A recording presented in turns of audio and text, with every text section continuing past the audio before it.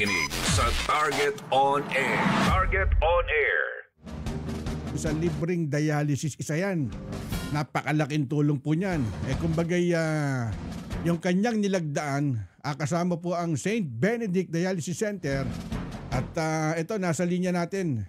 Nasa linya ng ating komunikasyon si Congressman Bong Zuntay. At Kong, at gaano po kahalaga para sa inyong opisina itong pagsuporta po dun sa mga pasyenteng may malubhang karamdaman tulad po ng CKD po, Congressman?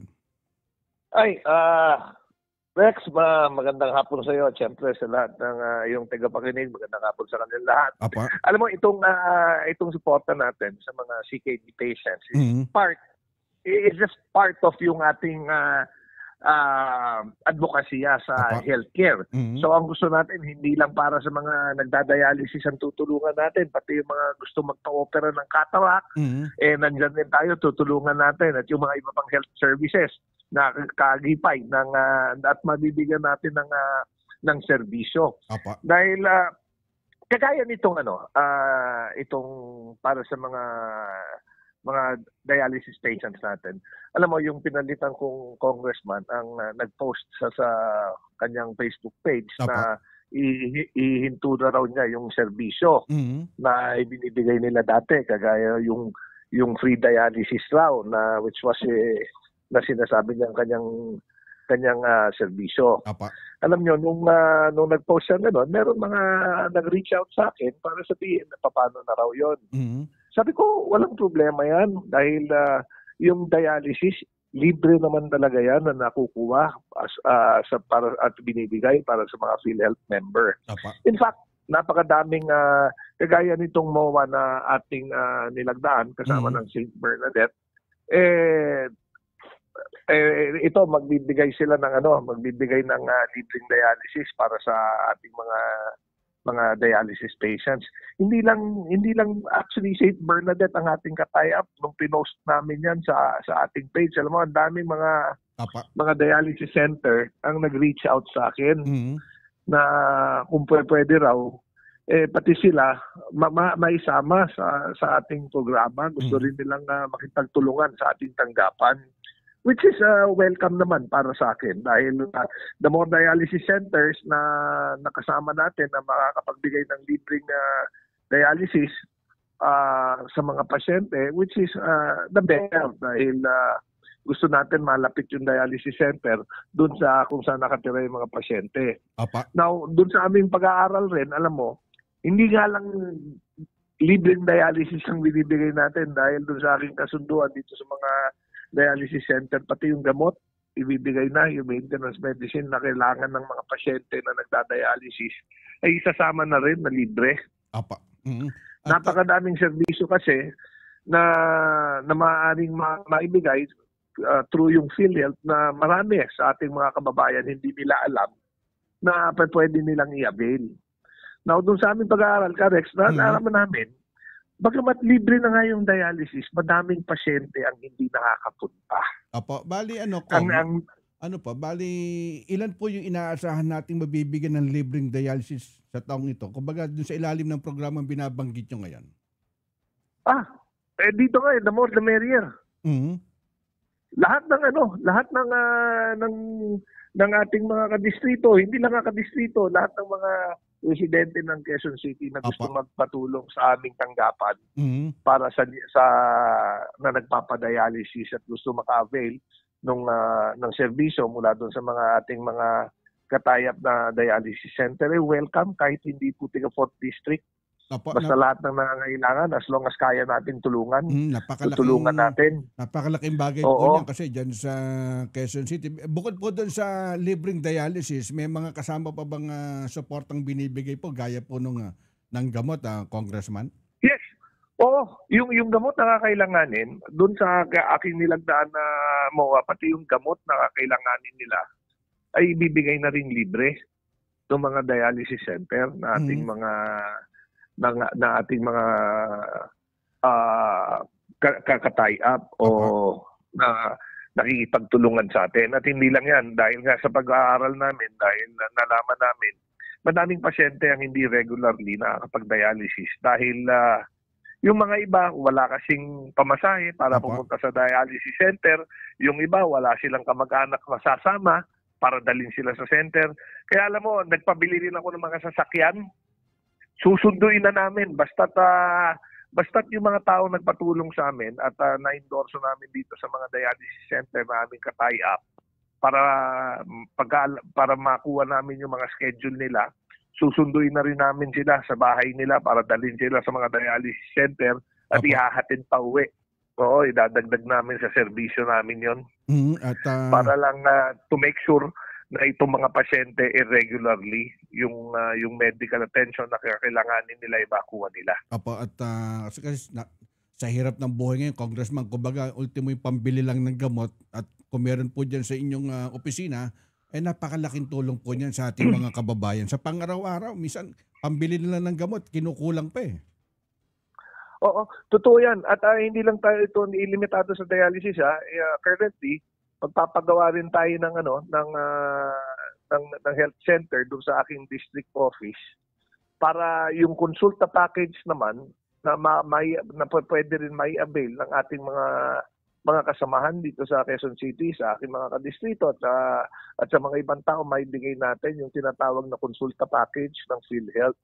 Kasi kagaya yung ECG, Opo. yung blood chem, napakadaming serbisyo na makukuha nila. Kaya sabi ko, sige, para mapalapit sa tao yung serbisyo na ito, hindi lang natin ita-tie up dito sa ating sa mga diagnostic at saka sa mga ospital na kakausap, magagawa na rin tayo ng isang super health center dun sa aking district office mismo. Opo, at gaya nga nung kinukwento ko kayo na bago pa lang namin kayo makausap, nitong last election, kumbaga isa dun sa mga advocacy nyo, kumbaga tutukan yung kalusugan ng inyong mga kababayan at hindi lang District 4. Kumbaga kung buong Quezon City hanggat kaya accommodate ng inyong tanggapan. Yes, oo. Kasi kagaya yung mga serbisyo na naibibigay ng PhilHealth, Opo. ayan, ang kailangan lang ng mga ibang tao is yung yung kaalaman kung paano i-avail ito. Tayo naman, dahil tutulong na rin tayo, lahat ng taong lumapit, hindi naman natin tinatanggihan. As long as may kakayahan tayo tutulungan na rin natin.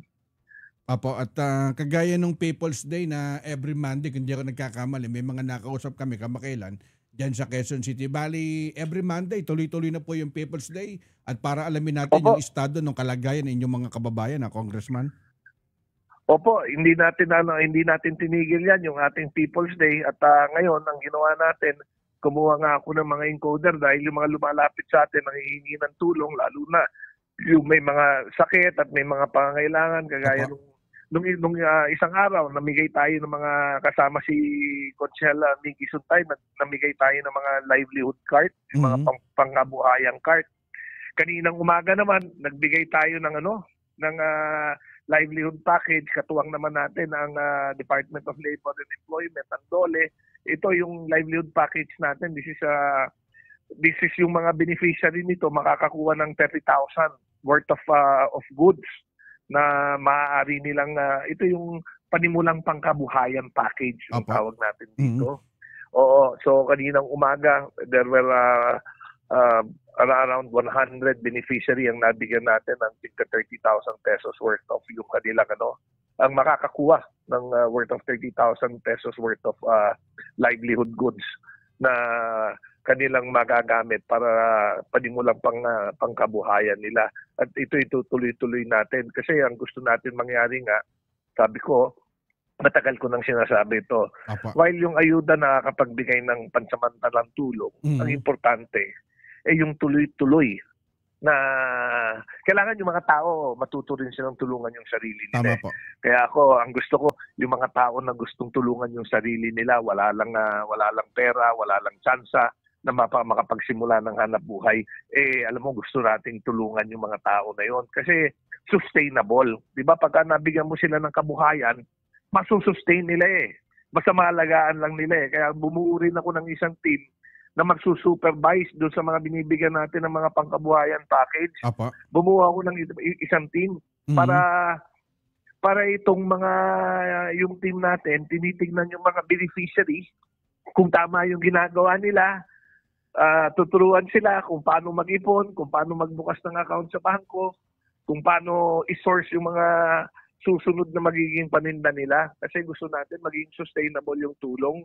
Gusto natin na maturuan yung mga ating mga kadistrito na tumayo sa sarili ng paa at hindi lang umaasa sa tulong ng gobyerno. Apo, At the end of the day, ang gusto natin ay makita ng umangat yung estado nila ng buhay.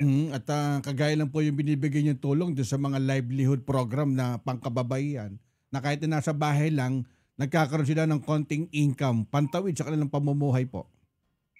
Opo, napaka-importante po 'yan para sa akin. Ang pananaw ko po talaga, masisipag ang mga kababayan natin Pilipino. Ang kailangan lang pagkakataon, may tama lang sila, matulungan silang tumayo. Kagaya ng sinabi ko, maturuan natin silang maghanap buhay. Ang aking paniwala, pagka nabigyan natin sila ng panimulang kapital, kakayanin nilang magtuloy-tuloy yon at aasenso sila. Apo, at Kong, bali ano yung mga nilalatag nating priority bill sa pagpasok po ng 20 Congress?